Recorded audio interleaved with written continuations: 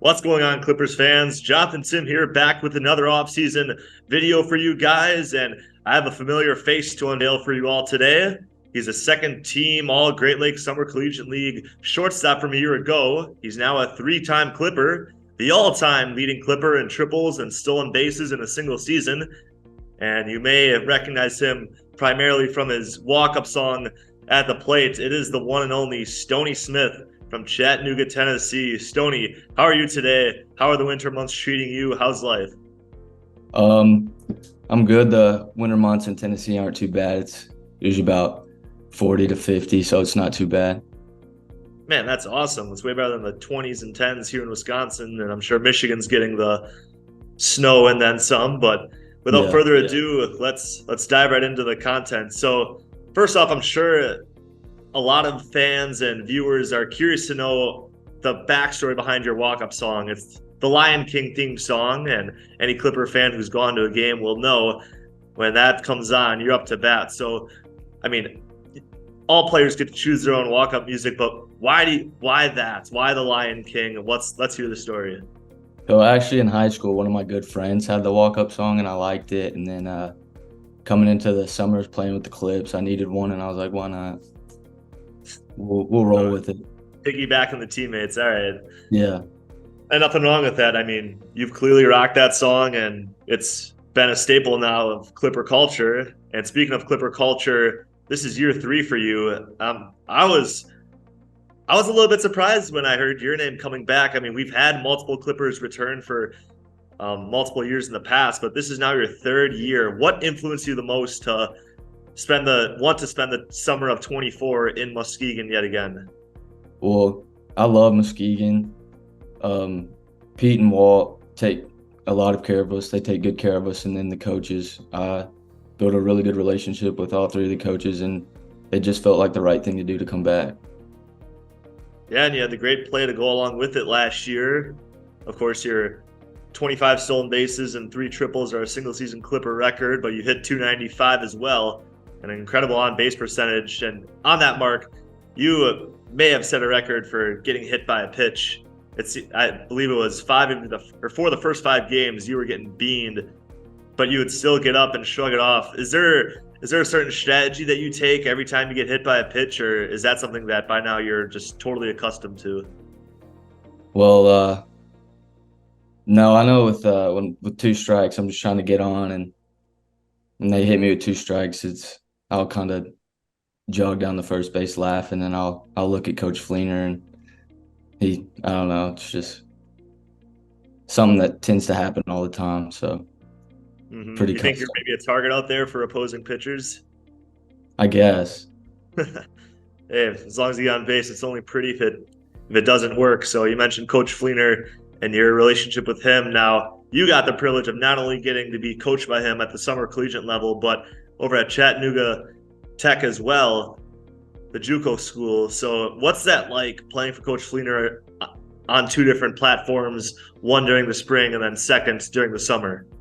I love it because we got to piggyback on stuff that I was doing towards the season and then roll with it into the summer. And he's just been a great help to my baseball career. Was he a big influence on why you came to Muskegon originally in the first place? Well, actually, my first year, Coach Felger, he was calling me and he asked if I could come. And originally I said no, I was working. Then he called me again and I was like, why not? And then just got to build the relationship with Coach Fleener the first year. And I like to think that I was the reason he came to chat. Oh, okay. Yeah.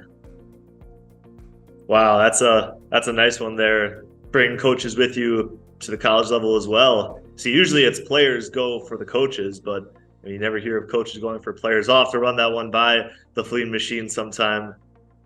But yeah, that's obviously a very interesting thing that you get to not only have your coach from the summer, but you also get them for the spring months as well.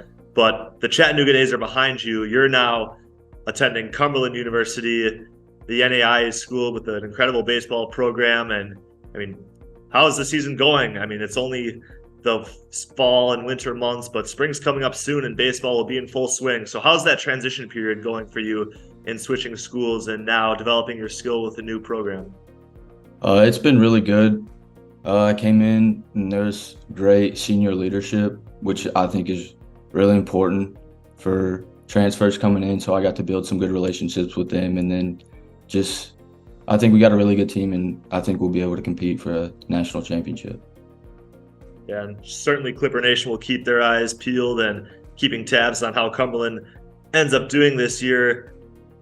Let's talk more about last year. Obviously, it was a great year for you and a great year for the team statistically. 33 wins, 5 losses, the greatest winning percentage that the Great Lakes League has ever seen. I know the league's going to be formatted a little bit different this year due to some franchises terminating.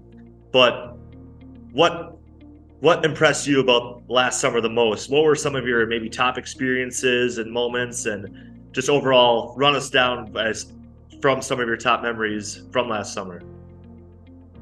I can't really think of one, but just playing with all the guys, it was so much fun. Everybody was just connected like right off the bat as soon as we started practicing, and we knew we had something special when we started practicing, so it was crazy. Yeah, and the crazy results showed on the field. I could tell just from covering you guys that the chemistry was there right from the get-go. I mean, no one was left out, and everyone comes from a different background, a different college squad, but it all seemed to mesh together, and we're hoping that does the same in this upcoming year. So now, taking a look at what lies ahead in the summer of 2024, you're coming back now as a veteran, a leader for this Clipper squad. What are you most looking forward to in this upcoming summer? I think I'm looking forward to seeing Coach Wright beat up. Really looking forward to that. And then just looking forward to playing, just building to what I did last year and hopefully picking back into what I did this season. Well, we're looking forward to some great play from you and this rest of the new Clipper squad. The names keep getting announced, and as guys keep signing on, we will sign off from this edition of Clippers Baseball. But thank you, Stoney, again for your time. Hope you have a Merry Christmas, as well as the rest of Clipper Nation. And we really look forward to seeing you back on the field at Marsh this upcoming summer. Thanks, Jonathan. Thanks for having me.